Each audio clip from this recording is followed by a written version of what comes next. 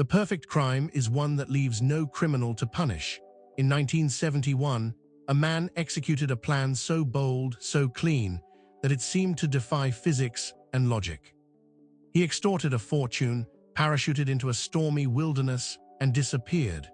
The only thing he left for the authorities was a question that has consumed millions of dollars and decades of time. Who was D.B. Cooper, and how did he simply cease to exist? The stage was set on a rainy November afternoon in the Pacific Northwest. At Portland International Airport, a man in his mid-40s, wearing a black raincoat, a dark suit, a white shirt, and a black clip-on tie, approached the counter of Northwest Orient Airlines. He purchased a one-way ticket for Flight 305, a short hop north to Seattle, Washington. He gave his name as Dan Cooper and paid in cash. To the ticket agent, he was just another passenger, perhaps a businessman heading home for the holiday. This was 1971. The world of commercial aviation was far more relaxed. There were no X-ray machines for baggage, no metal detectors for passengers. You could walk directly from the curb to your gate, cigarette in hand. Dan Cooper did just that. He carried a black attaché case and boarded the Boeing 727, taking a seat in the rear of the aircraft, seat 18C. He ordered a bourbon and soda, lit a cigarette, and blended in perfectly with the other 35 passengers on board.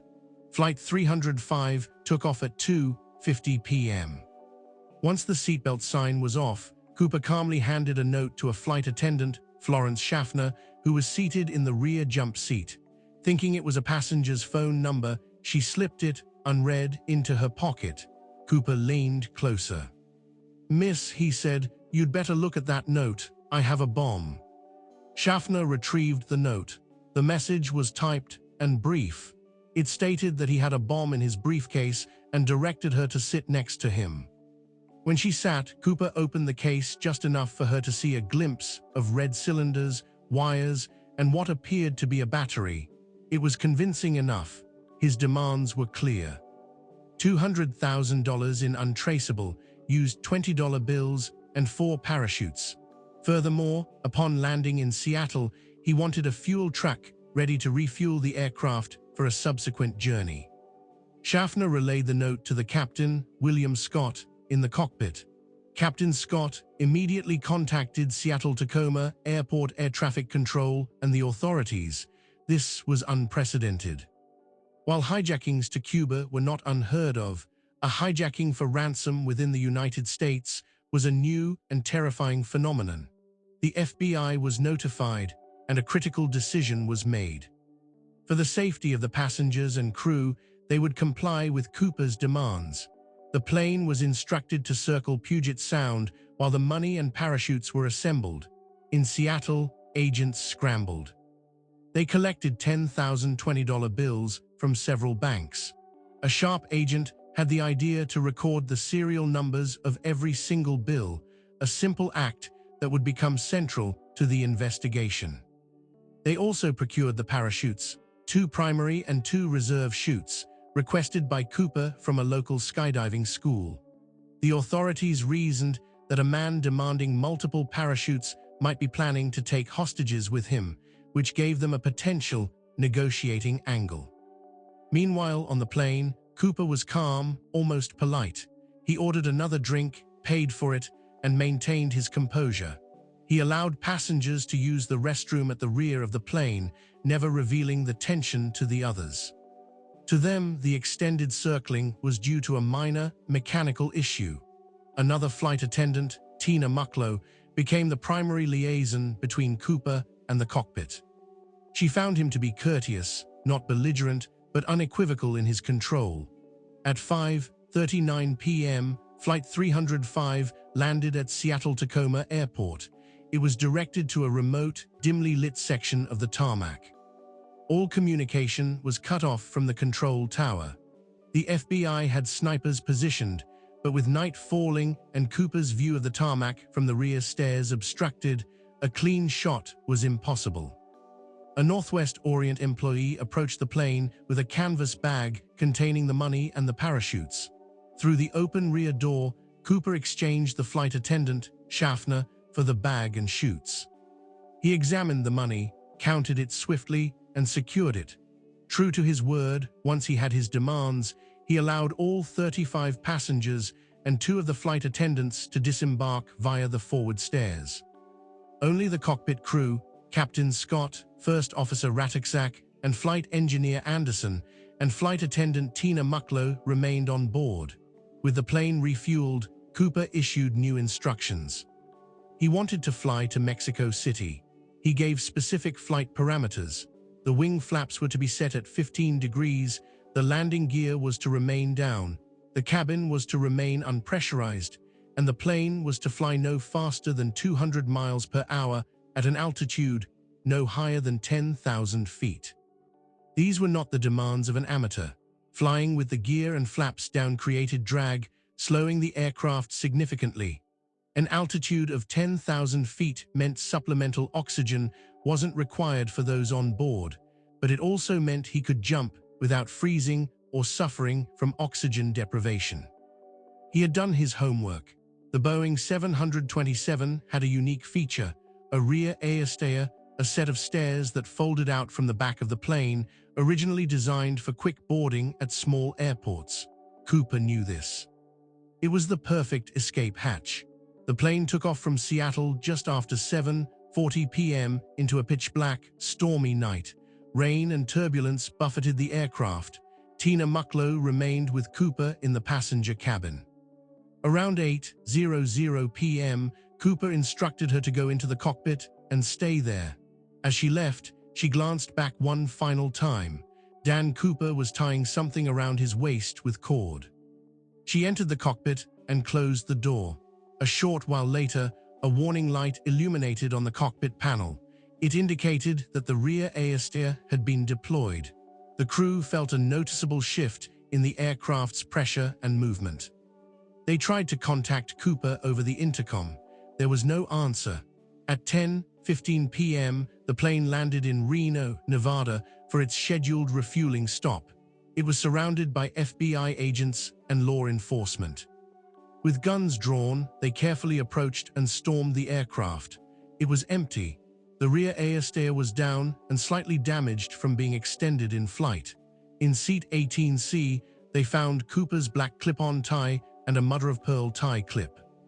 They found 8 cigarette butts from his Raleigh brand. Of the 4 parachutes, 2 were left behind. One of them had been deliberately cut, as if Cooper had examined it and deemed it unfit. The money was gone. Dan Cooper was gone. He had jumped into a nightmare. The area he likely jumped over was some of the most rugged terrain in America, the dense, forested wilderness of southwestern Washington state. The weather that night was terrible, with near-freezing temperatures, heavy rain, and strong winds. He was wearing a business suit and a raincoat. He had just stolen $200,000, and he had vanished. The FBI's investigation began immediately. They had the serial numbers of every bill. Artist sketches, based on descriptions from the flight crew, were plastered across newspapers. They had the tie, the cigarette butts, and the knowledge of his approximate jump zone. They launched one of the most extensive ground and air searches in the region's history, scouring the forests around the flight path. They found nothing. No body, no parachute, no buried money, no briefcase bomb. The press, hungry for a story, misprinted his name. The hijacker had given the name Dan Cooper, but somewhere in the rush, a wire service reported it as DB. Cooper, the name stuck, and a legend was born. The public was captivated. Here was a man who had outsmarted the system, a Robin Hood figure to some, a terrifying criminal to others. He had committed the crime and then performed the ultimate magic trick. He disappeared. But the FBI was not dealing with a myth. They were dealing with a real man who had made a real jump. And the wilderness, as vast and unforgiving as it was, does not often keep secrets forever.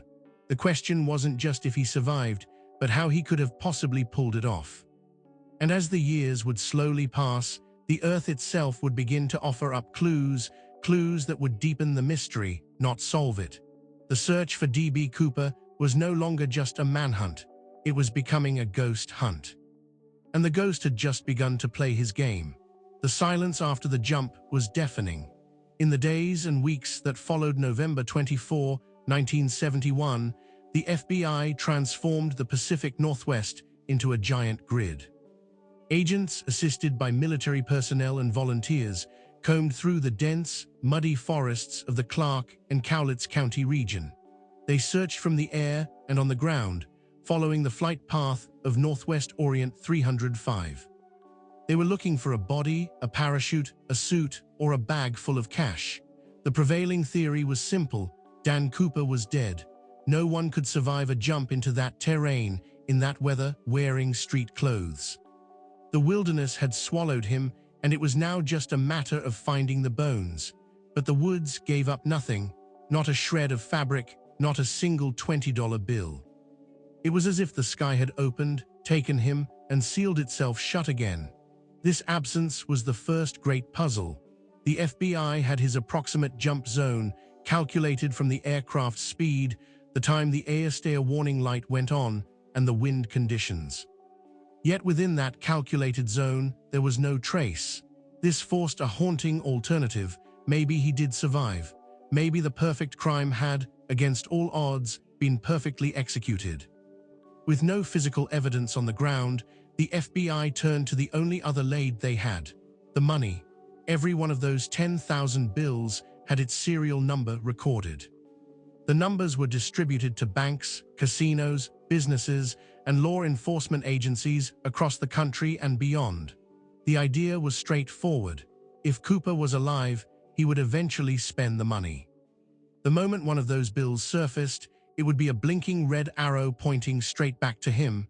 The FBI waited and waited. Years passed.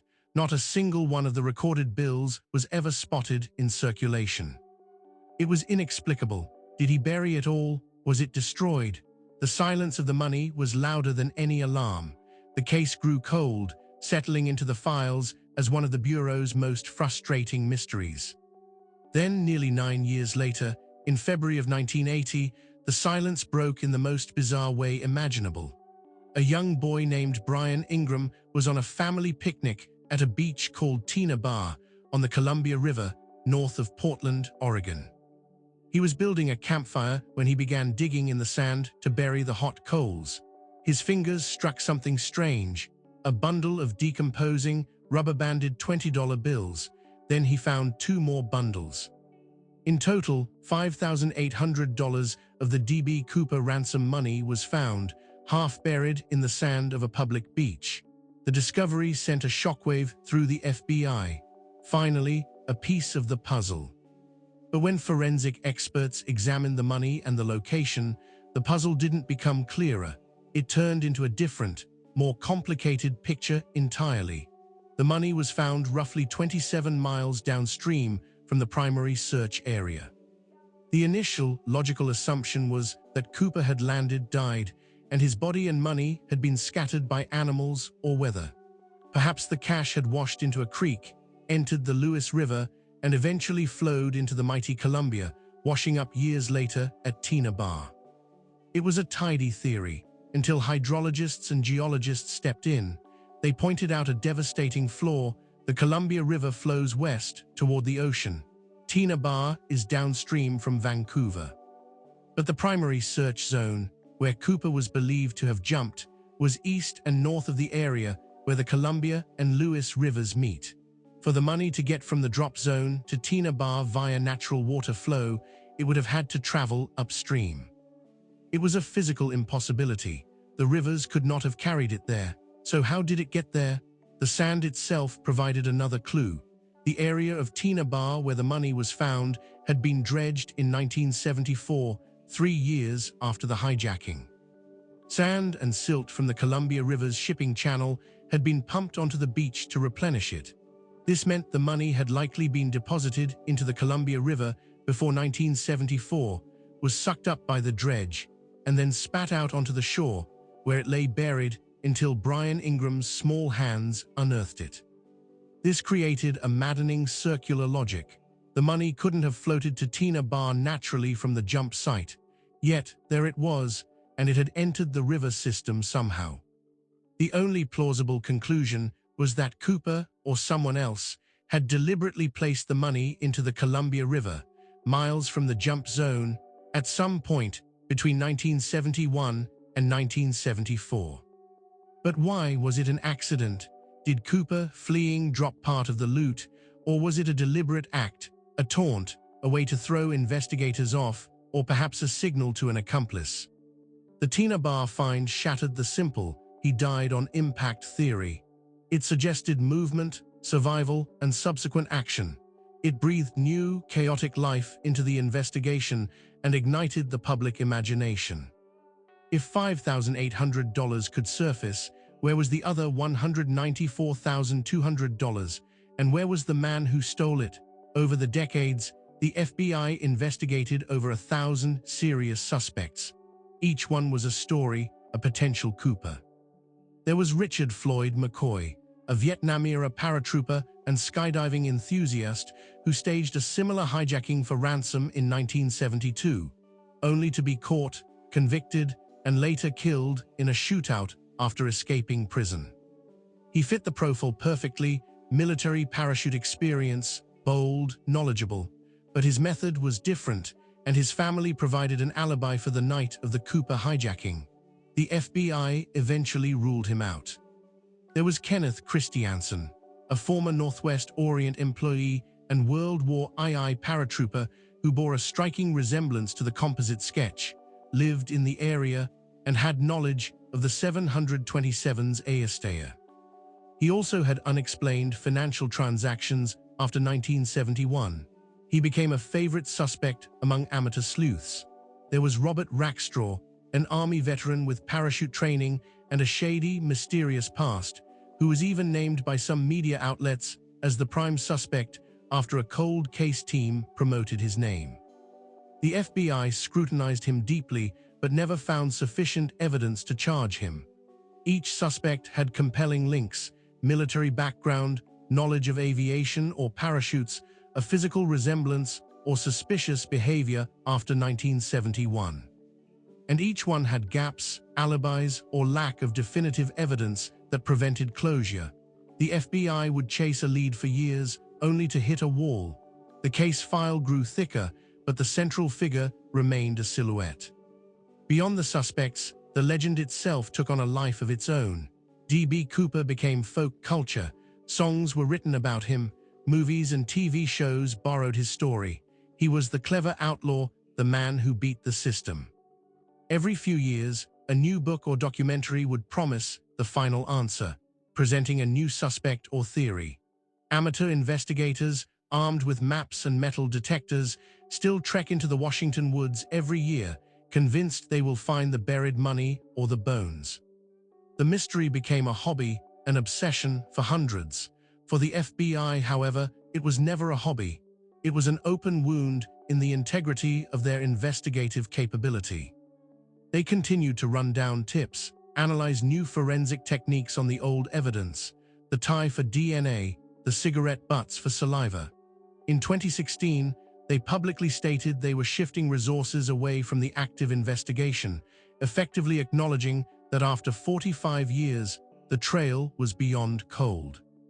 In 2021, they confirmed the case was no longer actively pursued, though it remains technically unsolved.